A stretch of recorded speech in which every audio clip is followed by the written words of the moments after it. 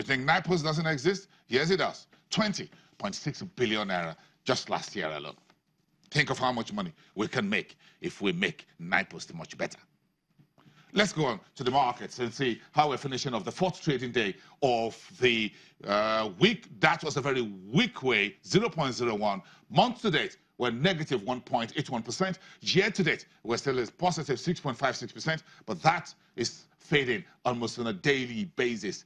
But that's what the figure was yesterday. Roll that away, folks. Let's look at the primary market indicators in terms of volume.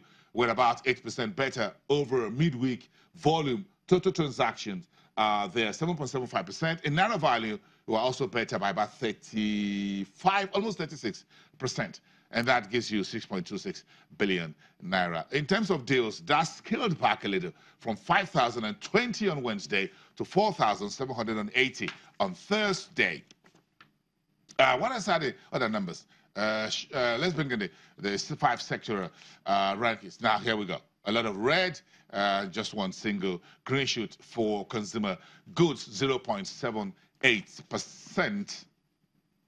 And what's the, that's Unilever and Nigerian breweries give us that green shoot under consumer goods. But if you start from the top, you find the banking sector down 0.32%, and the industrial goods off track once again 0.44%, because investors are still a little bit upset with Lafarge. We're going to talk about Lafarge in a second. Lafarge went down by about 1%. Then you have insurance off track by about 0.5% as well.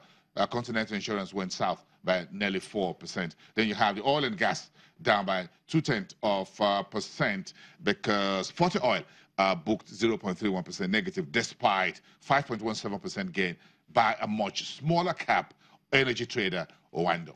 That's just about a wrap of that for you. But what's the big story this morning around Lafarge Africa? Let's return to that story. Global Investment Bank, Renaissance Capital, or Rencap in short, says 2018 strong cement market looks good for this troubled cement maker, and believes that 2017 was a cleanup year, quote unquote, for the cement maker, with very large presence in 2 of Africa's countries, Nigeria and South Africa. A Rencap investment note released a few days ago, however, says Lafarge's current share price is at a discount to fair value.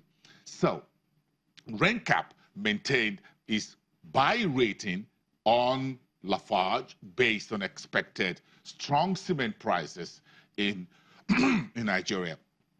Rencap says it bases rating of Lafarge on the company's 32% rise in EBITDA, and that's what it means there for you. Earnings before interest, taxes, depreciation, and amortization. That's what EBITDA stands for. So Lafarge is looking at 32% rise in EBITDA. The company says it's going to be 35 plus in 2018.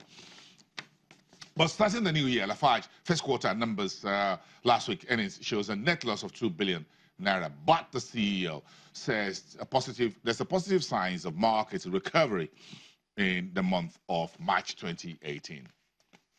Part of the problems for Lafarge is the operational issues in South Africa, including high borrowing costs, which Rencap says remain risks to be considered for Lafarge Africa.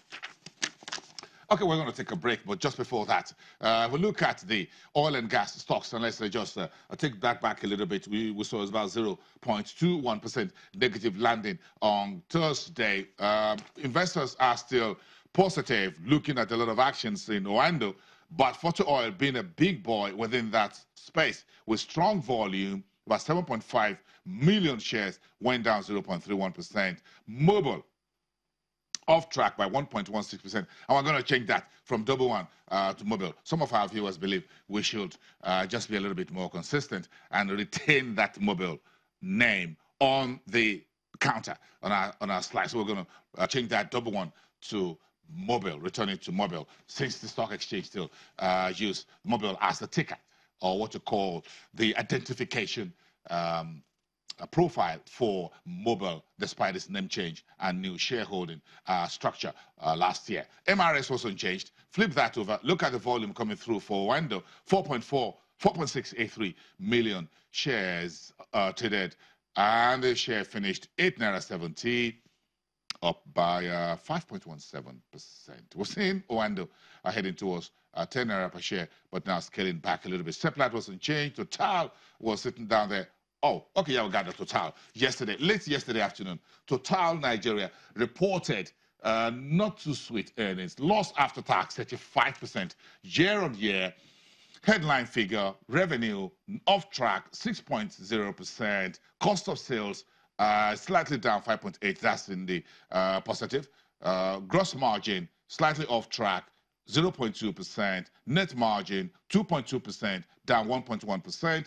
Total reported 188% rise in net finance charges within the first 3 months of the year. No relatively sweet story from Total Nigeria, one of the big oil retailers in the Nigerian market. So we return to the INE FX clocking 1. When we return after the break, the chief economist at Vetiva Capital Management is joining us live here in the studios, Michael Famuroti.